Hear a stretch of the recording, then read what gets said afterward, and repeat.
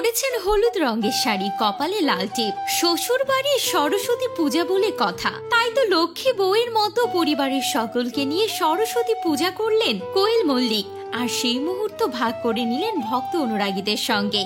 এমনকি কোয়েল মল্লিকের শ্বশুর বাড়ির সরস্বতী পূজার দিনে হাজির ছিলেন স্বয়ং চিত্রনায়ক দেব। তার সঙ্গেও ক্যামেরা বন্দী হতে ভুলেননি কোয়েল মল্লিক। হ্যাঁ ভিউয়ার্স, শ্বশুর বাড়িতে সরস্বতী পূজা করলেন কোয়েল মল্লিক। শ্বশুর বাড়ির সকলের সঙ্গে হলেন ক্যামেরা বন্দী। এমনকি স্বামী সন্তানকে নিয়ে একই রঙের পোশাকেও ধরা দিলেন। বসন্ত বলে কথা, তাই তো পোশাকের কালার হিসেবে বেছে নিয়েছেন হলুদ।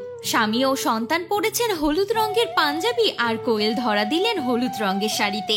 এদিন সরস্বতী পুজোর মণ্ডপে পরিবারের সকলের সঙ্গে ক্যামেরা বন্দী হলেন এবং সেই মুহূর্ত শেয়ার করে কোয়েল মল্লিক ক্যাপশনে লিখলেন, সরস্বতীর শুভেচ্ছা, বসন্ত পঞ্চমীর শুভেচ্ছা। তবে কোয়েলের শ্বশুর বাড়ির পরিবারের সকলকে দেখা গেলেও মেয়েকে কিন্তু সামনে আনেননি। অনেকেই তো এখন মন্তব্য করছে কবে তার মেয়েকে প্রকাশ্যে আনবে কোয়েল মল্লিক। প্রসঙ্গত, সদ্যই মা হয়েছেন কোয়েল মল্লিক। দ্বিতীয়বার কন্যা সন্তানের জন্ম দিয়েছেন তিনি।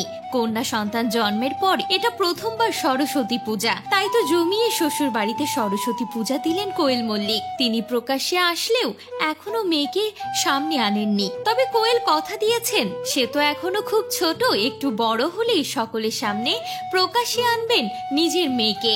তো ভিউয়ার্স, কোয়েল মল্লিক ও তার গোটা পরিবারকে দেখতে কেমন লাগলো অবশ্যই কমেন্ট করে জানাতে ভুলবেন না।